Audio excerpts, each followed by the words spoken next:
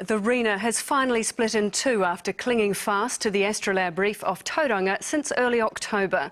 6-metre seas broke the ship in two and now another 300 containers may have been lost. Jono Hutchison joins us now from Tauranga. Jono. Emma, the Rena has now been through several storms, and each time the question came up, will this be the one that will tear the ship apart? Last night, that storm arrived.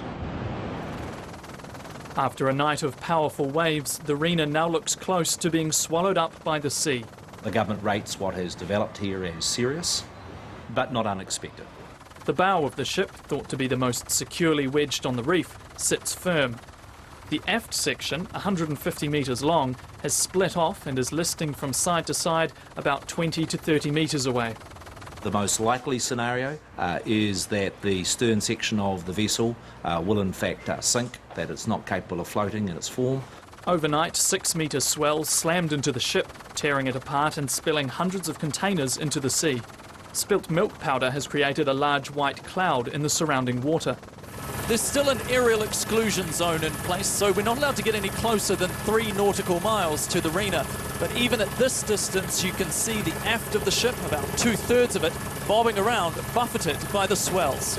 Authorities don't know exactly how many containers have been lost overboard, but they estimate the number is around 200 to 300, based on photographs of the vessel. Of those, most will have sunk. Only between 40 and 60 are believed to be floating. At this stage, we have identified 30 of those. 15 of those have already been tagged and corralled in an area. 21 containers with dangerous contents are thought to have been lost overboard, but Environment Minister Nick Smith says all of them will have sunk and the water will ensure they don't cause any harm. So the Rena has now been stuck off the coast of the Bay of Plenty for just over 3 months, but it's likely to be many more months or even years before the ship becomes mostly a memory. Now, the government is working on a long-term assistance package for the Bay of Plenty, and it hopes to have details of that finalised by the end of this month. But for now, there's still plenty of work to be done out on the water, and so far conditions have been quite unfavourable for that. Emma. Jono, thank you. With the Rena split in two and containers tumbling into the sea, authorities and locals fear the worst for their shorelines. Yannicka Terrellin has been out on the beaches to see what's being done. A last-minute warning scrawled at Mount Maunganui Beach. The advisory came through our surf club directorate and board this morning and was passed on to me to roam the beach with our mules, our quad bikes, and advise surfers and swimmers not to enter the water, because we're expecting debris and maybe some oil to wash up along the beach, especially later today on the high tide. Not that it was stopping these surfers today. There's a lot of oil coming in that I've had on my board and on my body. You can taste it in the water, and yeah, so it's not real pleasant. So. It's a brand new board. She didn't even know I'd borrowed it, so she's going to be pretty dark on me when she sees this. Authorities say that oil is likely to be from the previous spill washed ashore during last night's storm. But there's now another 200 to 300 containers in the water, and more oil is likely to have leaked from the broken ship. Clean-up teams have been mobilised along the shoreline.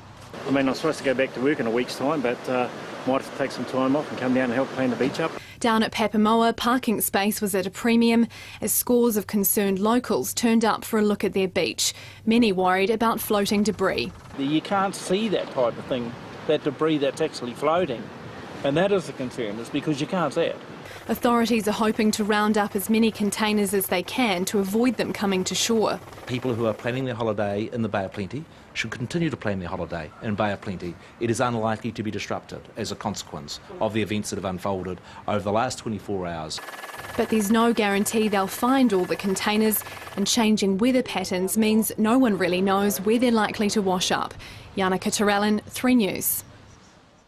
Further down the coast, the beaches were closed as officials feared debris could start washing ashore, the last thing residents want. Ashley Tulloch went to see what was happening. The small seaside town of Whakatane is bracing for the worst, and scores are coming down to the water's edge, hoping they won't see anything but water. It's not looking good. Hopefully it stays really easterly and doesn't come this way, but if it does change to like a sort of a northwest swell, which it could do, then we could be in for a few containers, unfortunately. And while they're being optimistic, some people have simply had enough. Oh, the locals are totally fed up. It's a hot topic of conversation. Hard enough trying to dodge other surfers out there, and now we've got to dodge containers and deal with being all oily when we come out of the water. All the beaches between Mount Maunganui and Opotiki are closed. Lifeguards are advising people to not enter the water, with the likelihood that the large swells are going to push oil, containers and debris on shore. And the community don't want this happening again, but for now all they can do is watch and hope. Ashley Tulloch, 3 News.